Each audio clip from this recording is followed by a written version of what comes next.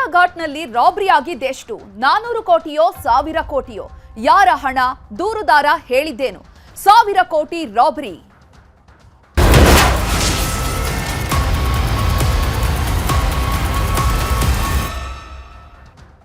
Belagavi ಚೋರ್ಲಾ ಘಾಟ್ನಲ್ಲಿ robbery ಪ್ರಕರಣ.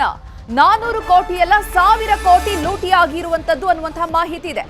1000 ಕೋಟಿ ಸಾಗಿಸ್ತಾ ಇದ್ದ 2 ಕಂಟೈನರ್ ಮಾಯ. 400 ಕೋಟಿ ಅಲ್ಲ 1000 ಕೋಟಿ ಲೂಟಿಯಾಗಿರುವಂತದ್ದು. ಗೋವಾದಿಂದ ಮಹಾರಾಷ್ಟ್ರಕ್ಕೆ ಹಣ ಹೋಗ್ತಾ ಇತ್ತಾ? ಹೈಜಾಕ್ ಮಾಡಿದ್ಯಾರು? ಹೇಗಾಯ್ತು ಈ ಘಟನೆ? ಈ ಕುರಿತು ತನಿಖೆಯನ್ನ ನಡೆಸುತ್ತಿದ್ದಾರೆ. 2025 ಅಕ್ಟೋಬರ್ 16ರಂದು ನಡೆದಂತಹ ರಾಬರಿ ಪ್ರಕರಣ ಇದು. ಹೈಜಾಕ್ ಮಾಡಿದ್ಯಾರು? ಆ ಹಣ ಎಲ್ಲಿಗೆ ಹೋಗ್ತಾ ಇತ್ತು? ಎಷ್ಟು ಎಕ್ಸಾಕ್ಟ್ ಆಗಿ 1000 ಕೋಟಿ ಹಂಗಾದ್ರೆ ರಾಬರಿ ಆಯ್ತಾ? 3 ರಾಜ್ಯದ ಪೊಲೀಸರಿಂದ ಶೋಧ ಕಾರ್ಯ ನಡೀತಾ ಇದೆ. ಕರ್ನಾಟಕ, ಮಹಾರಾಷ್ಟ್ರ, ಗೋವಾ ಪೊಲೀಸರು ಶೋಧ ಕಾರ್ಯವನ್ನು ನಡೆಸುತ್ತಿದ್ದಾರೆ, ತನಿಖೆ ನಡೆಸುತ್ತಿದ್ದಾರೆ ನಿರಂತರವಾಗಿ. 2025ರಲ್ಲಿ ಈ ಒಂದು ಘಟನೆ ನಡೆದಿರುವಂತದ್ದು. ಮಹಾರಾಷ್ಟ್ರ ಸರ್ಕಾರದಿಂದ ಎಸ್ಐಟಿಯನ್ನ ಕೂಡ ರಚನೆ ಮಾಡಲಾಗಿದೆ. ತನಿಖೆಗೆ ಸಹಕಾರ ನೀಡಲು ಬೆಳಗಾವಿ ಎಸ್ಪಿಗೆ ಪತ್ರವನ್ನ ಬರೆಯಲಾಗಿದೆ. ಗೋವಾ ಪೊಲೀಸರ ಸಹಕಾರವನ್ನ ಕೂಡ ಮಹಾರಾಷ್ಟ್ರ ಕೇಳಿತ್ತು. ಮಹಾರಾಷ್ಟ್ರ ಎಸ್ಐಟಿಯನ್ನ ಕೂಡ ರಚನೆ ಮಾಡಿದೆ. ಈಗ ಎಸ್ಪಿಗೆ ಪತ್ರವನ್ನ ಬರೆದಿರುವಂತದ್ದು ಕರ್ನಾಟಕದ ಸಹಕಾರವನ್ನ ಕೇಳಿ ಈ ಸಂಬಂಧ 5ರನ್ನ ಈಗಾಗಲೇ ವಶಕ್ಕೆ ಪಡೆದು ವಿಚಾರಣೆಯನ್ನ ಕೂಡ ನಡೆಸಿದ್ದಾರೆ. ಮಹಾರಾಷ್ಟ್ರ ಸ್ಥಳೀಯ ಸಂಸ್ಥೆಗಳಿಗೆ ಹಣ ಬಳಕೆ ಆಗಿತ್ತಾ ಅಂತ ತನಿಖೆಯನ್ನ ನಡೆಸುತ್ತಿದ್ದಾರೆ.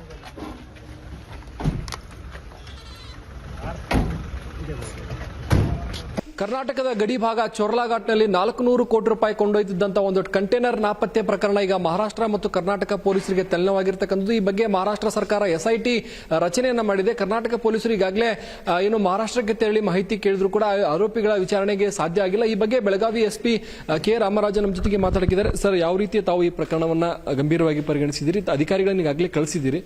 ಆರೋಪಿಗಳ ಭೇಟಿಗೆ ಏನಾದರೂ ಅವಕಾಶ ಸಿಕ್ಕಿದೆಯಾ ನಿಮಗೆ? ಸೊ ನಮಗೆ 16ನೇ ತಾರೀಕು ಲೆಟರ್ ಬಂದಾದ್ಮೇಲೆ ನಮ್ಮ ಆಫೀಸರನ್ನು 21ನೇ ತಾರೀಕು ಅಲ್ಲಿ ನಾಸಿಕ್ ಹೋಗಿ ಇಂತಹ ಒಂದು ಘಟನೆ ಆಗಿದೆ ಎಂಬುದು ಬಗ್ಗೆ ಇದು ಅದರ್ವೈಸ್ ಇದು ಕಂಪ್ಲೀಟ್ಲಿ ಹಿಯರ್ಸೆ. ಸಂದೀಪ್ ದತ್ತಾ ಪಾಟೀಲ್ ಅವರು ಯಾರೋ ಒಂದು 5 ಜನ ಅವನನ್ನು ಕಿಡ್ನಾಪ್ ಮಾಡಿರೋರು ಇಂತಹ ಒಂದು ರಾಬರಿ ಆಗಿರೋದಾಗಿ ಅವನಿಗೆ ಹೇಳಿರ್ತಾರೆ. ಸೊ ಹಿಯರ್ಸೆ ಇರೋದ್ರಿಂದ ಅವನ ಸ್ಟೇಟ್ಮೆಂಟ್ ಮೇಲ್ಗಡೆ ನಾವು ಎಫ್ಐಆರ್ ಮಾಡೋದಕ್ಕೆ ಬರಲ್ಲ. ಈಗ ಉಳಿದ 5 ಜನರಲ್ಲಿ ಅವ್ರಿಗೆ ಮಾಹಿತಿ ಇರಬಾರ್ದಂದ್ರೆ ಇಲ್ಲಿ ಅವರ ವಿಚಾರಣೆ ಮಾಡೋದಕ್ಕೆ ನಾಸಿಕ್ ಹೋಗಿದ್ರು. ಸೊ ಅಲ್ಲಿ ಎಸ್ಐಟಿ ಟೀಮ್ ಅವರು ನಮಗೆ ಮಾತಾಡೋದಕ್ಕೆ ಈಗ ಅವಕಾಶ ಕೊಟ್ಟಿಲ್ಲ.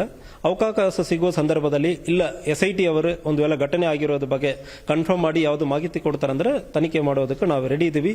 ಒಂದು ವೇಳೆ ತನಿಖೆಯನ್ನು ಮಹಾರಾಷ್ಟ್ರನಲ್ಲಿಯೇ ಪ್ರಾರಂಭವಾಗಿ ಇಲ್ಲಿ ನಮ್ಮಲ್ಲಿ ಭಾಗಿಯಾಗಿರ್ತಂದ್ರೆ 2 ಆಪ್ಷನ್ ಇರ್ತದೆ. ಒಂದು ಮಹಾರಾಷ್ಟ್ರ ಪೊಲೀಸ್ ತನಿಖೆ ಮಾಡೋದಕ್ಕೆ ಅವಕಾಶ ಇರ್ತದೆ, ಇಲ್ಲ ನಾವು ಮಾಡೋದಕ್ಕೆ ಅವಕಾಶ ಇರ್ತದೆ. ಅವರು ಮಾಡುವ ಸಂದರ್ಭದಲ್ಲಿ ಸಂಪೂರ್ಣ ಸಹಕಾರ ಕೊಡೋದಕ್ಕೆ ನಾವು ರೆಡಿ ಇದ್ದೀವಿ. ಸರ್, ಈ ಚೋರ್ಲಾ ಘಾಟ್ ಅಂತ ಹೇಳಿದ್ರೆ ಕರ್ನಾಟಕ ಮತ್ತು ಮಹಾರಾಷ್ಟ್ರ, ಗೋವಾ 3 ಗಡಿ ಭಾಗ ಇದೆ ಸರ್.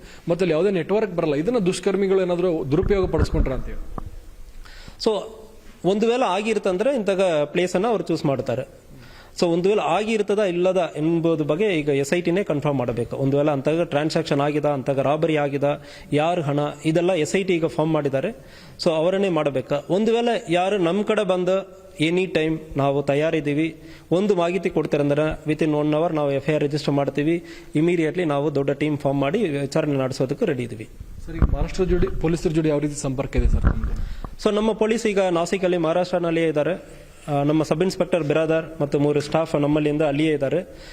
ಎನಿ ಸಹಕಾರ ಅವ್ರಿಗೆ ಬೇಕಾಗುವ ಸಂದರ್ಭದಲ್ಲಿ ಅಲ್ಲಿನೇ ಹೇಳಬಹುದು, ಇನ್ ಪರ್ಸನ್ ಅದಕ್ಕೆ ನಾವು ಅಲ್ಲಿ ಬಿಟ್ಟಿದ್ದೀವಿ. ಒಂದು ವೇಳೆ ಮಾಹಿತಿ ಬೇಕಾದ್ರೆ ನಮ್ಮ ಕಡೆ ಪರ್ಸನಲ್ ಆಗಿ ಮಾತಾಡಬಹುದಂದ್ರೆ ನನ್ನ ಮೊಬೈಲ್ ನಂಬರನ್ನು ಕೂಡ ಕೊಟ್ಟು ನಾವು ಲೆಟರ್ ಕಳಿಸಿದ್ದೀವಿ. So any time they can talk to me. ಇದಿಷ್ಟು ಬೆಳಗಾವಿ ಎಸ್ಪಿ ಹೇಳ್ತಕ್ಕಂಥದ್ದು. ಕ್ಯಾಮರಾಮನ್ ಅಶೋಕ್ ಜೊತೆ ಚಂದ್ರಕಾಂತ್ ಸುಗಂಧಿ, ನ್ಯೂಸ್ 18 ಬೆಳಗಾವಿ.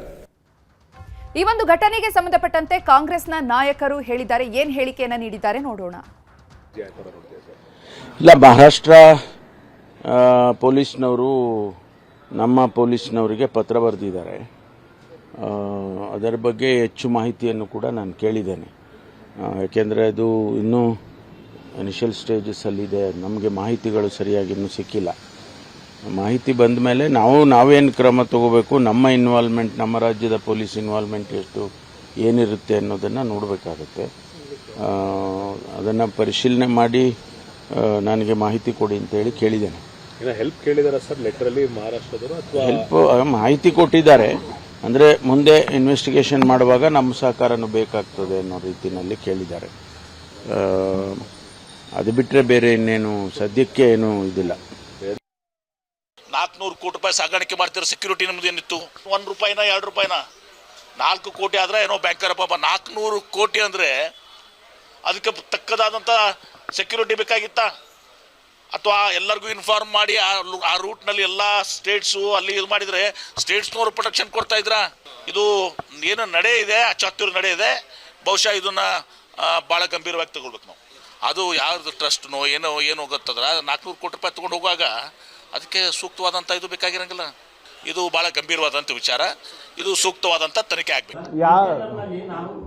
ಯಾವ ಕಂಟೈನರ್, ಯಾರು ಕಂಟೈನರ್ ಅದು ಗೊತ್ತಿಲ್ಲ ನಮಗೆ. ಗೋವಾ ಟು ಮಹಾರಾಷ್ಟ್ರ ಯಾರ್ದಂತ ರೊಕ್ಕ ಅದು? ಮತ್ತೆ ಅಲ್ಲಿ ಕುದುರೆ ವ್ಯಾಪಾರ ಗೊತ್ತೇ ಅಲ್ಲ, ಮತ್ತೆ ಯಾರ್ದಿರ್ಬೋದು? ಡಿಮಾನಿಟೈಸೇಷನ್ ಏನಾಯ್ತು ಮೋದಿ ಅವ್ರದ್ದು?